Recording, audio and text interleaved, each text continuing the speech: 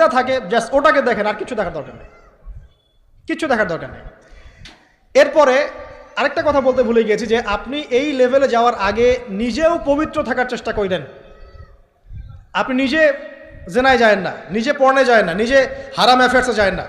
যদি আপনি যান তাহলে আল্লাহ পাক কিন্তু আপনাকে পবিত্র স্ত্রী নাও দিতে পারেন। এটাই আল্লাহ পাকের নীতি যে একজন পবিত্র মানুষ পায়। ঠিক আছে, যে যেমন আল্লাহ পাক তাকে তেমন মিলিয়ে দেন, এটা আল্লাহ পাকের একটা সুন্নাহ। এর ব্যতিক্রম হতে পারে, কিন্তু আপনি যদি পবিত্র না থাকেন আপনি পবিত্র স্ত্রী নাও পেতে পারেন। তা আপনি আগে নিজে পবিত্র থাকেন, তারপরে আপনি এখন মেয়ে দেখেন। আলহামদুলিল্লাহ, বললাম দিনদারিতা প্রাধান্য দেন। এখানে হাদিসে এটা বলা হয় নাই যে 4টা গুণ দেখে বিয়ে করো, বরং বলা হয়েছে 4টা গুণ দেখে সাধারণত বিয়ে করা হয়। ঠিক আছে, করো আদেশটা এমন নয়, ইনকাহ কথাটা এমন নয়, বা ইনকাহু এমন নয়, তুনকাহু মানে বিয়ে সাধারণত করা হয়।